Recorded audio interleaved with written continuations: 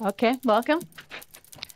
If you do or don't have your laptop, that's going to be fine. We do have some things you can follow along with. We have some hands-on labs, but not likely we're going to have time to have you do those during class. So more of a follow along thing, and you can do the hands-on labs, which walk you through everything step by step, so you can recreate anything that we do in class later. So if you do have access, I posted the slides in the Discord channel, track 3. Well, the slides and the labs, so you can get all the links you need from that. There's a short link there if you're having to type it in by hand to help you out here. But everything's on OneDrive and Word documents for the labs and PowerPoint for the slides. So welcome to this intro to MITRE ATT&CK and the ATT&CK Navigator. The ATT&CK Navigator being a tool we can use to represent things like, well, anything about how our organization is doing against the common attacks that are defined in MITRE. We can like put a heat map on top of the MITRE ATT&CK matrix to say, well, anything green we're doing good on, red we're doing bad on, that kind of thing. So that's exciting, and we're thankful to MITRE for giving us those tools. And it's going to start at a basic level and get us all on the same page. So I'm Carrie Roberts, and I started out as a web app developer, well, a developer, and then web app is what I settled in as. In 2010, my web app was pen tested, and I didn't even know it was going to be pen tested, and it was just before we were going to go live. And then my manager walked by one day and dropped a report on my desk and said, I need you to fix this stuff. So I pick up the report and I read, and the security team had looked at my app, and they found SQL injection and cross-site scripting everywhere. I remember there's this little field where you're supposed to say where they found it, and they were like, everywhere. It wasn't like one field I forgot to sanitize or something.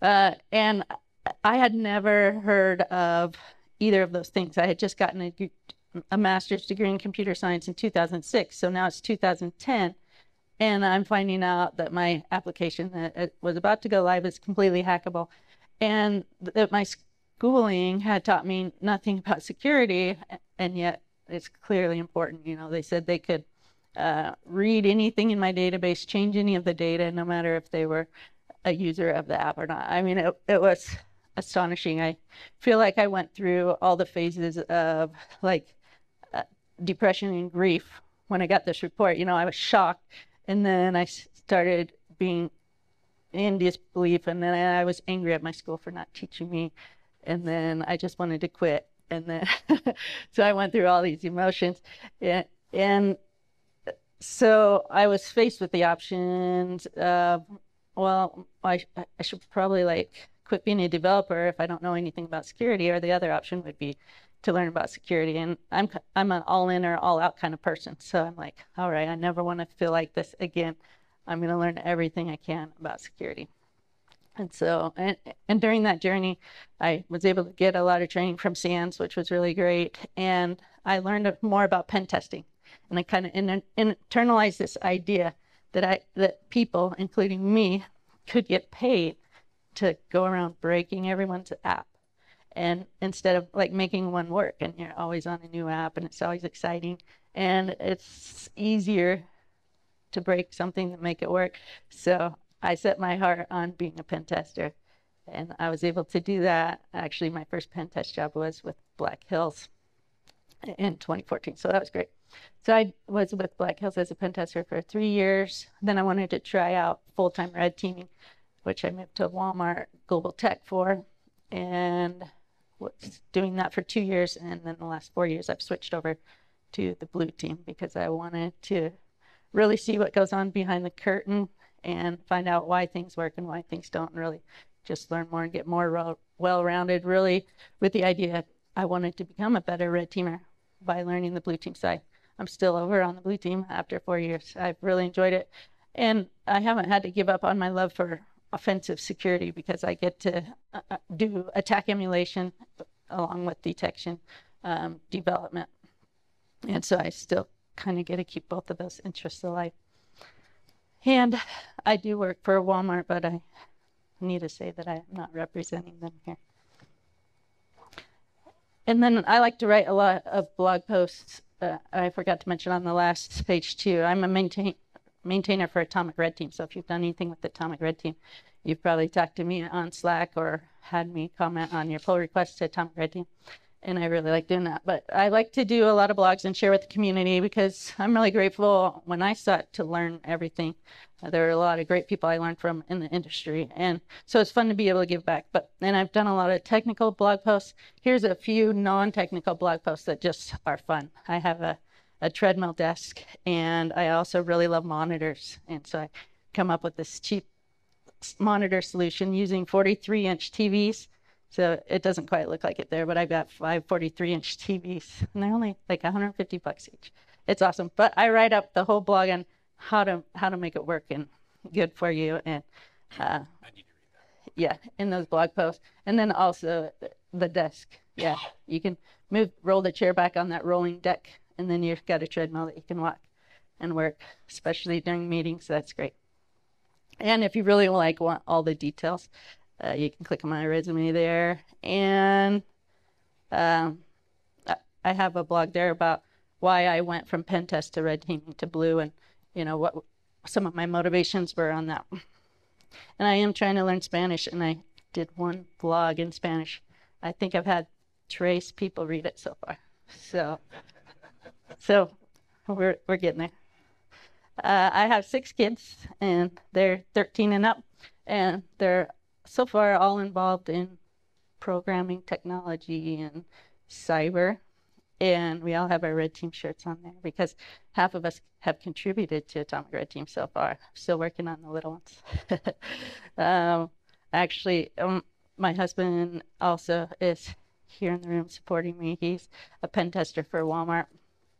And my daughter, the tallest one in the back, Kelsey, she just started her cyber degree from Western Governors University. It's an online, work at your own pace, super affordable, amazing school. If you want to talk about amazing options for getting your cyber degree there, catch me afterwards. But she's actually here too. This is her first security conference.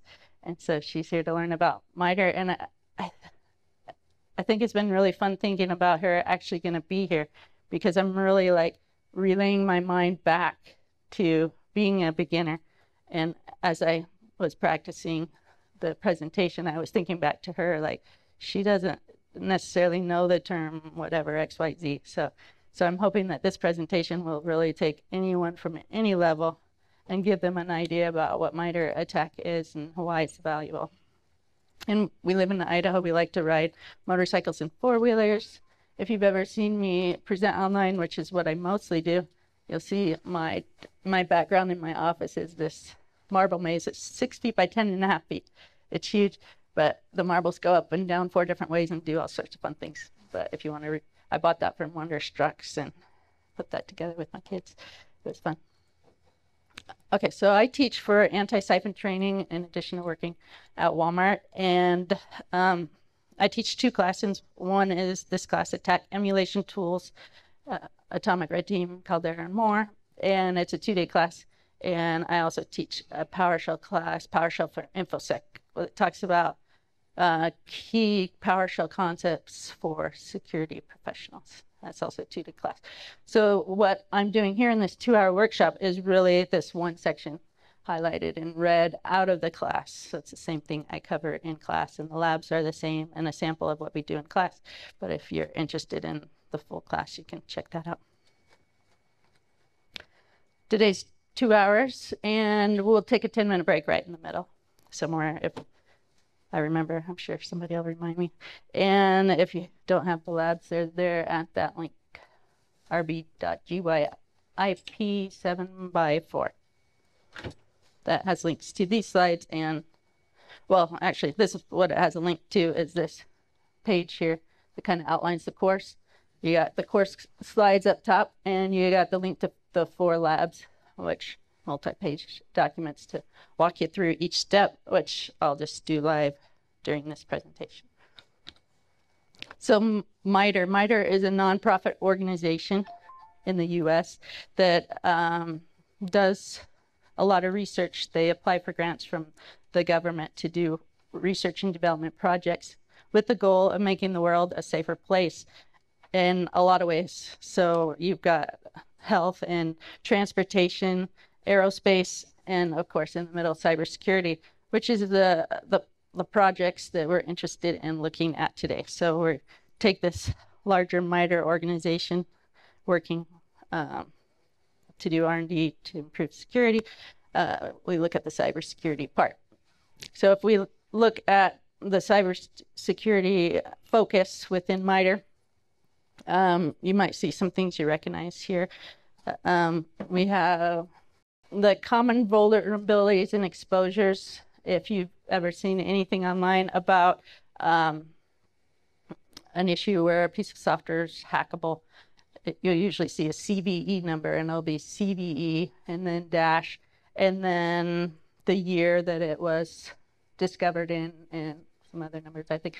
But anyways, it's specific to a specific piece of software. It rates things on a scale of 0 to 10 on how bad they are. So if the vulnerability, when exploited, gives an attacker full access to run code on your system, that would be a 10.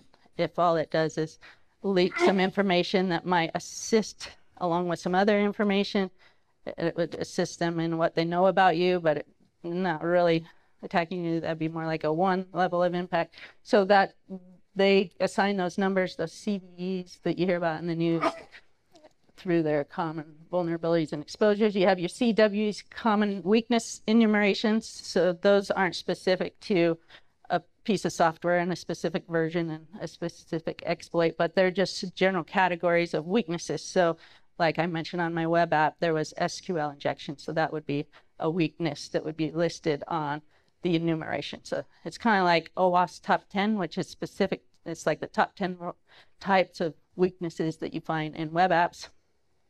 But CWE is anything, not just web apps. The two things we're talking about today are MITRE ATT&CK and the Attack Navigator. And the purple ampersand there is a tool we can use to find information in the MITRE ATT&CK database called Attack Powered Suite. I called it Suite for 2 years before I realized there wasn't an E on the end. And then I was so confused by it being Suite and not Suite that I had to like send a message to MITRE and say, I need to know why this is called Suite because I have students and we need to know. So we'll talk about that. Attack Powered Suite. Okay, so besides that, that's what we're going into detail for the next 2 hours. So just real quick, there's MITRE Caldera. You might have heard of that. It's a C2 style tool, C2 being command and control. So it's something where it'll create agents, small little executables that you can take to run on different computers. And so let's say I run the agent on my computer and your computer, that agent is going to make a network connection. It's configured to reach out to the Caldera server. So this is where your blue teamer or your actual attacker has access to the server. So my computer and his computer are going to call in and say, hey, I'm here. Let me know if you want me to execute any commands. And then from the server, as the attacker, I can say, yeah, run this command and send me the results. So basically, I've got code execution on any system where I've run this agent, this little piece of software on a computer. So in the full attack scenario, if it's being used maliciously, that might come through a phishing email where they get you to click on something and open it. Or, it may be run from a macro inside of a Word document that you open and download. And so, but of course, for MITRE's Caldera, it's intended for your testing purposes. So you could use that. You could put agents on your endpoints in your workplace and then tell them to run emulated malicious commands. So the types of things that attackers do, but without actually causing damage. So you're emulating what they do to see how your systems respond. Would we detect that? Would we block that behavior? And if not, let's add a detection or block. So that's Caldera. And let's see, I do have a little section on these two at the end, so I'll explain those later. There is some training to teach you about MITRE ATT&CK. Is it more than MITRE ATT&CK? Just topics around information security. It's called MAD, MITRE ATT&CK Defender. There's some training you can do. The training is on like Coursera platforms and stuff, and it's free. But if you want the certification, that costs, now I'm forgetting, but I think $400 for a year of access to take all the tests. So if you can get all those, there's 6 or 7 tests for like incident response and stuff, and you could be MAD certified. You could be a MAD hacker. And then there's also Defend framework. It gets a little confusing because people usually are familiar with MITRE ATT&CK first and how that lays out all these attacks you can do and what you can do about them. And Defend isn't exactly the defense side of that. Defend is more just about terminology. Like here's the types of things you could do to defend against attackers in your network. You could put out honey accounts, so accounts that if anyone tries to use, you would know they're up to no good because they're not real accounts. So if you see somebody accessing that account, which attackers are likely to do if they run scripts in your network, then you could investigate that further and say, why is somebody messing with this account? So it'll just define that for you and say, here's a type of defense and what it's called and a little description of it, and that's about it for Defend. And okay, so anyways, MITRE has a lot of great tools, my favorite being MITRE ATT&CK and Attack Navigator. So MITRE ATT&CK actually does stand for something: adversarial tactics, techniques, and common knowledge. So they're kind of big on this term common knowledge because they've met and collaborated with organizations around the globe and worked with them and said, oh, what attacks are you actually seeing and what are attackers doing against your network? And they only put in their framework things that attackers are actually using. So if I came up with an idea of a way to cause havoc in a network and I submitted it, I actually did this. I read a cool blog about a creative way to use a guest account maliciously, and I noticed it wasn't in MITRE ATT&CK, so I submitted that to MITRE and said, hey, you should put this in here because I want my name on the contributors.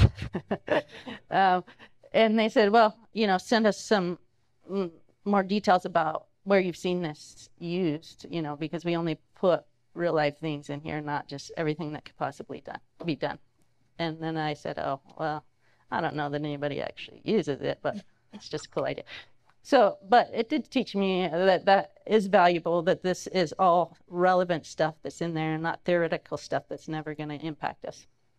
And because they define it in a really laid out way, then we can talk as people from different companies and across the globe about things in the same way. So if we said, yeah, we have 50% coverage of the techniques defined in MITRE ATT&CK or something, then you know what that means and we could be on the same page. So that's the common knowledge part.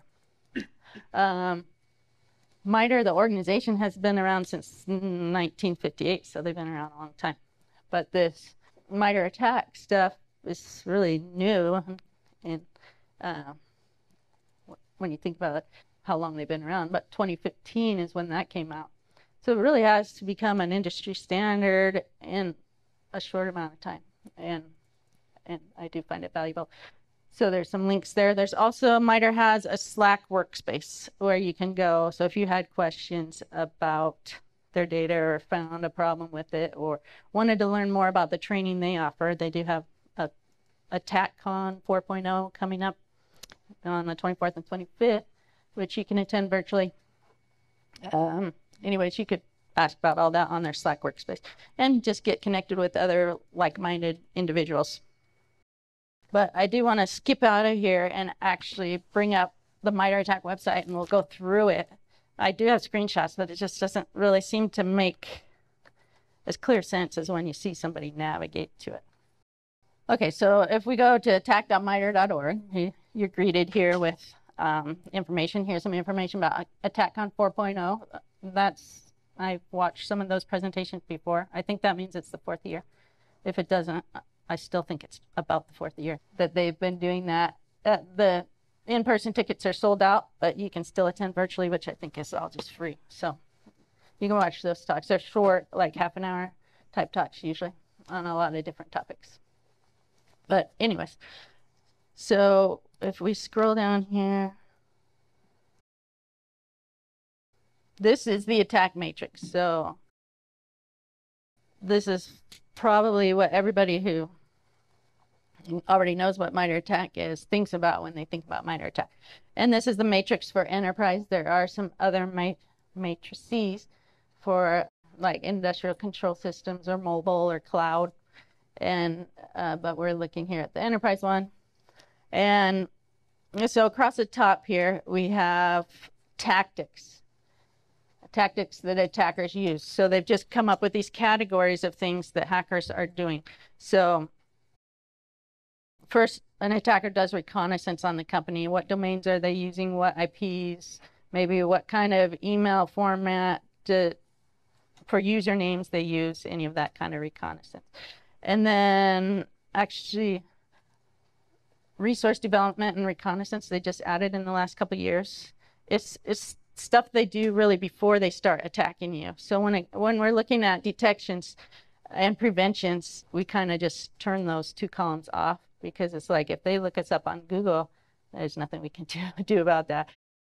When they start hitting our systems to do their reconnaissance, then that would apply. But so I kind of think of it as starting here with initial access, which used to be the first tactic. And each tactic has a tactic number, so this is tactic 1 and 2. So you can see that it used to start. I wonder what number they gave these. 42. Okay.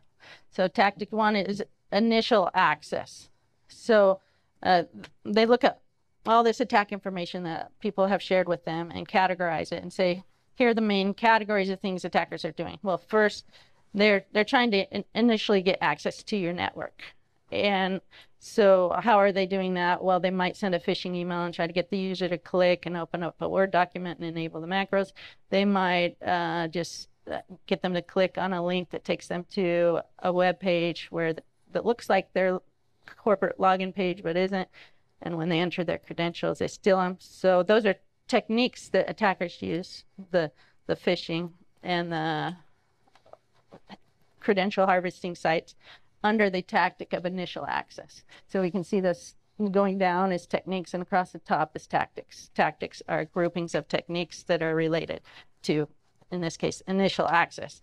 So then once they have access, so let's say you did click on a link which gave them some level of access to your computer, then they want to execute something, because that's how you attack them. That's how you gather their sensitive information to steal it. That's how you do everything. You have to be able to execute something on their computer. So the next category, and they don't necessarily go through these techniques in order. They can jump or tactics. They can jump a tactic category or whatever. But these just cover everything. So then they're going to try to execute code. So let's look what's under there about trying to execute code. Well, we might use the command prompt. We might use macros inside of a Word document. We might use a PowerShell. We might use an API. So there's tools attackers use and techniques for execution. And then it turns out that getting someone to click on a link maybe isn't as hard as it should be, but getting them to do it over and over again is hard. So once an attacker has gotten that initial access, they don't want to lose it. They don't want to have to do it again. When the user goes home for the night and they turn off their computer, disconnect from the network, and suddenly the attacker doesn't have access anymore. So it's really common for an attacker to do something to maintain persistent access to your computer. So let's say you did fall for a phish and they executed some code on your computer. One of the first things they'll do is use a number of techniques to maintain that access, so that even if you turn your computer off for the weekend and come back on Monday, then suddenly they have access again. They can do that through scheduled tasks that every time you boot up your computer, it runs their little piece of malware that connects back to them, like we talked about with Caldera, gives them access to your computer. There's many different techniques. Even with Microsoft Word, there's ways to say, anytime somebody starts or creates a Word document, run this macro, and that macro's code that could connect back to the attacker. So they're going to look for a way to maintain access as creative as possible. Of course, the first place that defenders are going to look and security products are going to be keeping an eye on is going to be scheduled tasks, because that's, you know, designed exactly for what the attacker's trying to do, but it's kind of obvious. So then they want to use these less obvious things that are less likely to be caught. And those techniques will be listed under persistent. Okay, then we have the tactic of privilege escalation. So you get access to this person's computer, but statistically speaking, this person's likely just a normal user who doesn't have admin access to servers or even their own computer. And usually to reach the attacker's goal, they would prefer to get like full domain admin. That's like the admin of admins. You can pretty much do and access anything within a corporate network if you're a domain admin. So if they can quickly get to domain admin, they can just go exactly what they're after, whether that's the secret sauce recipe for your noodle sauce or whatever that is. They can just connect and download that. So that's privilege escalation, many techniques they can use to try to become an admin, and once they become an admin, to try to become a domain admin. And you can learn about those under privilege escalation. Then defense evasion. Of course, they're trying not to get caught. So they might do things that keep what they're doing from being logged, or if it is logged while they're doing it or after they do that, they'll erase the logs. And so those would be some techniques they use under defense evasion. So they're trying not to get caught, or after the fact for you to figure out what they did and be more prepared for next time. Credential access, they're just trying to get other people's credentials to get access to the things those people have access to, which a lot of times would be other admins. Then discovery, things they do, basically internal reconnaissance to find out more about your network, because they need to know where the information they're looking for is in order to go get it. And then lateral movement, they'll try to move from the machine that fell prey to the phishing to the machine that actually has the data they're looking for. So that's called lateral movement. Then we've got collection. They're going to collect maybe all those recipes they're looking for. So you get the idea. Those are tactics. And then going down are techniques. Each of these techniques has a technique number. So you've got tactics like TA1 and TA2.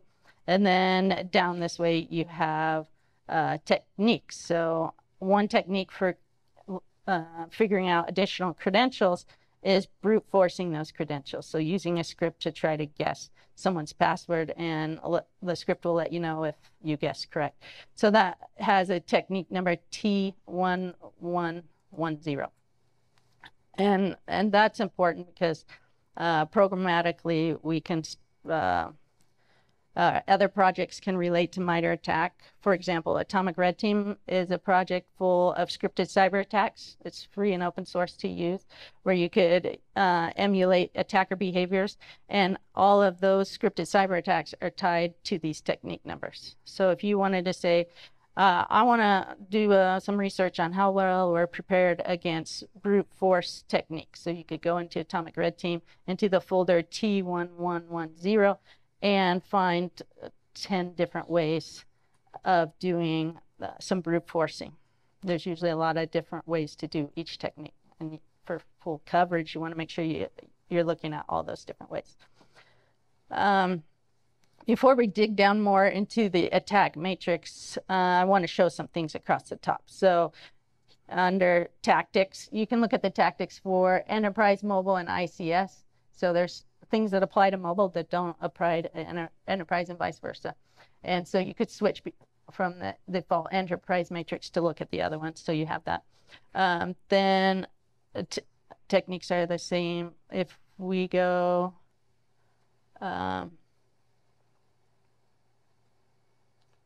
Actually, let's go ahead and click on one of these. So we're going to go to technique 1110, which is brute force. Okay, so brute force. Up here it says adversaries might use brute force techniques to gain access to accounts. And if you read on, it'll talk about how they might do that, just saying, well, if somebody wanted access to Bob's account, they could pass a long list of guesses, password guesses, in a script, to a script, and say, try all these guesses for Bob, and if any of them ever work, let me know, because the response will be different if the password works or if it doesn't, and the script would let you know. The problem with password brute forcing is most of the time there's protection in place that says if you fail a password guess more than 5 times in a half an hour, we're going to lock out your account, which is exactly to protect against these brute force attacks. Because if you're going to let me take the 10 million most commonly used passwords and try to use them against a user in 10 minutes or less, there's a pretty good chance that user's password is going to be in that 10 million most commonly used, and I can do that in a matter of minutes. So we have this lockout policy that just makes brute forcing impractical. So if I can only make 5 guess attempts every half an hour, this attack that could have taken me less than 10 minutes is now taking me years. So that's why we have that. So if you read more in here, it'll talk about how, so instead of brute forcing a password, attackers might do a password spray, which is also in this category. So if we click on this bar here, we see that this brute forcing has 4 sub techniques. So this just got added in the last few years, where they took some of these bigger techniques and broke them down into sub techniques. So sub techniques would have this additional .001 or .002. So now we're even being a little more granular about brute forcing, whether it's password cracking, password spraying, brute forcing. Password guessing is brute forcing. So password spraying is where we say, okay, well, I know I can only guess a few passwords every half an hour. So instead of trying to guess millions for Bob, I'll just say I'm going to take all 5,000 employees and guess a password of spring. I can't even think of what month it is, man. I'm losing track. Oh, this is winter, fall 2023, because that's a popular password that people use because they only have to remember what season and year it is, which for some people it's hard, I guess. And you try that on a list of 5,000. This is what I did over and over again as a pen tester. When I worked for Black Hills, we were testing a new company pretty much every week. So I did this over and over again against like external Outlook web access portals, and I would gather usernames from, or names of employees from LinkedIn, all with scripts. So I'd get, 5,000 people that claim they work for LinkedIn, which most of them probably still do, and I'd take that and turn it into like a first name dot last name, whatever formula they're using, and then I would try current season, current year for a password for them, and always get in. If I had at least 2,000 usernames from a good source, so that most of them are valid, and I guessed season and year, or possibly I had to move to like company name 123 or something, but I would always get into 2 or 3% of the users with that. And so anyways, that's password spraying. You can read about that here. But this is what Minor Attack does for us. It's this database of all these things. It's describing all these things, the general category of the technique of brute forcing, which falls under credential access tactic. It's laid out here, broken down into subcategories. You can read about password spraying. Everything has techniques and sub-techniques numbers. They apply to certain platforms. So in here, they've got Linux, Mac, and Windows as platforms, which are OSs, but they call them platforms because they do have other platforms like Azure AD containers, Google Workspace. And so it's more than just OSs. And then we would read about this here. And then they have procedure examples. So this is what they were asking me for that one guest user theoretical technique. Like, I need a procedural example. Tell me about an attack group that's actually using this that we can put in our thing here. So we can read down here and say, well, there's an example from Ukrainian electric power attack back in 2016, where they use a script to try to do RPC authentication against a bunch of hosts, and you can read more about that there. So this is super relevant, and you can see and help judge what kind of groups are using this technique. Is that group likely to attack my industry? And over here on the left, they also have IDs. So this ID starts with a C, which means it's a campaign. There was a campaign, which was the Ukraine electric power attack, that used this. On the other hand, there may be groups. So anyone that starts with a G is a group. So MITRE takes every advanced persistent threat group, APT. They're not all named APT, but you do see a lot of APT numbered groups. Each APT, they give a group number. And so here's APT 28, and here's the Dark Vishna is another group. And those groups have used brute forcing in these ways. So you're learning about different groups.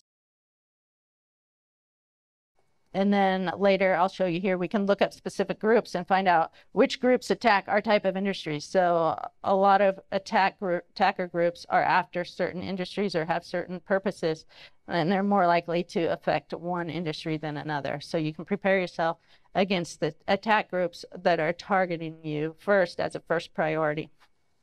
And then down here, we have mitigations. We can use account policies to protect against brute forcing, which I talked about with the password locking. We can use 2FA, multi-factor authentication. So we're getting some ideas for how we can mitigate this risk from this attack technique, and also how we may be able to detect information there, and then all the references down here. So a lot of good information there. So we've got our table, the MITRE attack matrix, tactics across the top, techniques that fall under each of those tactics or categories. Those tactics can be, techniques can be broken down into sub-techniques like we see here. Everything has a technique number assigned. I'll just show you, this is my favorite page in MITRE attack because it lists every technique. Yeah, if you just go to tactics and then click on enterprise here with its sub-technique. So T1548, abuse elevation control mechanisms, and its sub-technique. So OT1 is a sub-technique, set UID and GID is a sub-technique of 1548, all with basically a one paragraph short summary here. So we scroll down this really long page. It has everything in one. So when I'm working, let's say I come up with a new atomic test to contribute to Atomic Red Team that maybe uses run DLL to do something strange, and I need to find out where that fits within MITRE attack. I can come here in here and I can search for the terms run DLL 32, or I can search for password spraying and find out all on one page where that might fall into. So I like that page, and that's under yeah, if you just go to tactics and then click on enterprise, that's the page we're looking at here, where we got them all laid out with a one paragraph summary instead of having to click through everything and read everything on separate pages. Okay, we're back to the groups page. So here we have groups starting at group 18, and each group, I'm sure you'll find some groups here that you've heard about in the news, but you can read, there isn't like a global consensus of what a group is called. So you might have a different security research company deciding to call it APT 28, and another organization like MITRE calling it Cozy Bear or something. And so, and you know, I think everybody wants to be able to name something and have it show up in the news. So maybe there's not some agreement on who has the coolest name. So this associated group, maybe MITRE decided, was tracking it internally as the Ajax security team is the name and they gave it, but then they've noticed other people in the industry referring to it as Operation Wool and Goldfish Ajax TM. So they're saying we call it this, but you might, if you see people talking about these, it's the same group. And then a description. So in this description, it'll say, here's a China-based cyber threat group targeting organization involved in financial, economic, and trade policy. So you could come through here, maybe you're an educational organization, you could come through here and read what groups are targeting educational organizations specifically. And then that could be the place that you focus first, since you're more likely to get affected by them than the others. Let's see, we have software. So these groups use different software. So during lunch, you heard Bo up front. He was talking about Graph Runner, I think it was called, a new tool that he developed. He also developed domain password spray tool and Outlook web access password spraying tool that show up in the MITRE ATT&CK. Like, here's a tool that attackers are using. So, Bo's on the good side, but unfortunately, these open source tools, they get used by both sides. But there are attackers that are using those tools. Probably that GraphWalker tool will show up in here at some point saying these attack groups have been seen to use this tool. And we can look up the tools themselves. So if we go over to software, maybe that's how I could get my name into this MITRE ATT&CK contributor, because Graph Runner, I think he just released it here at lunch. Yeah. And he's probably too busy to go submit it to MITRE ATT&CK. I got this. Okay, so here's software. So let's see something. AD Find. So AD Active Directory Find is a tool developed for good reasons for administrators to have an easier way to administer Active Directory. But it's also, basically anything that's good for administrators is helpful to attackers because they're trying to do the same type of activities for malicious purposes. So there's a lot of groups that have used AD Find, and we could go in, if we clicked on AD Find here, we could see what groups MITRE has documented that it knows uses AD Find. And so we could learn about it, and maybe we could go download AD Find and use it, and also look at their specific commands that attackers use with AD Find that are not necessarily all different, but they're interested in a certain genre of commands that are going to get them their purposes, and they don't do any of the other day-to-day things that the administrators do. So you can use this information to find out what are the most likely attacker type commands, what kind of commands are attackers running that I can watch for. And if that happens in my environment, I could say, well, this is a suspicious type command that I know attackers use, but this is my AD admin doing it, so I'm going to let it go.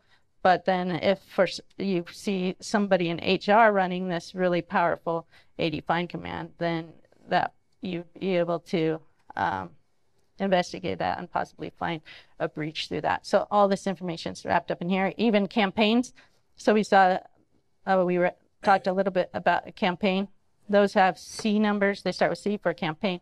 But, each of these groups runs campaigns, so they get all ready to attack a specific target, and they run a campaign. So maybe they send 10,000 phishing emails to 2 different companies, and this phishing email has a link to a Word document that's housed on OneDrive. So that's all the campaign that they run. So, and they see what success they can get from that, and then they come up with a new campaign. And so you can find documentation on that in here. Yeah, so any questions? So the question is, where do you find the different organization types? So if you go under groups, on this first one, we see they target organizations involved in financial. So sometimes what I do is I come in here and Control F. So maybe I'll search for finance and go through there, or no. Okay, it's just kind of through the groups and Yeah. notes within. Okay, thank you. And then maybe I'm education. Let's see if something targets education. So Oiken Dragon has primarily targeted government, education, and telecom, for example. So it's not as beautiful as like an actually index. Like if you're in finance, here's your list. It's more. I hope they put that in the paragraph there.